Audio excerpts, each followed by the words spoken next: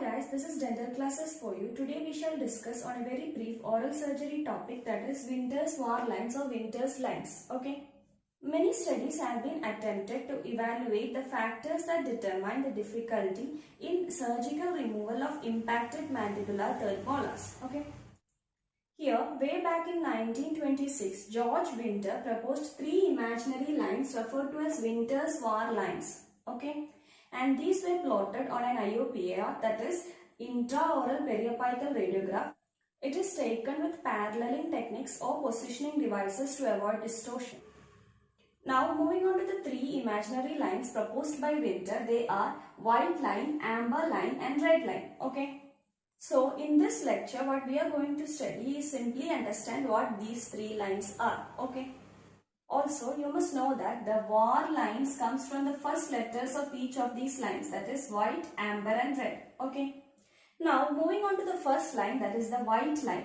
It is representing the occlusal plane. You can see in this diagram that this white line is a line joining the occlusal surface of first and second mandibular molar and extending posteriorly to the third molar. Okay. So what it indicates is the difference in occlusal level in the second and third molars.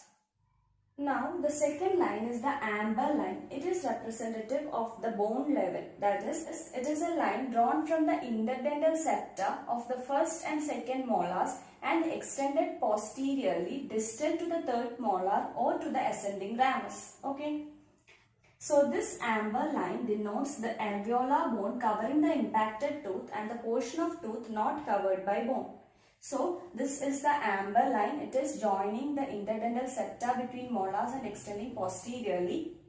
Here it is actually indicative of how much portion of the tooth is covered by the bone and how much portion is not. Okay. Now moving on to the third line, that is the red line.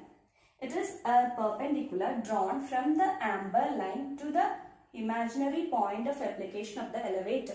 So here this red line indicates the amount of bone that is needed to be removed before the elevation, and here it represents the depth of tooth in the bone.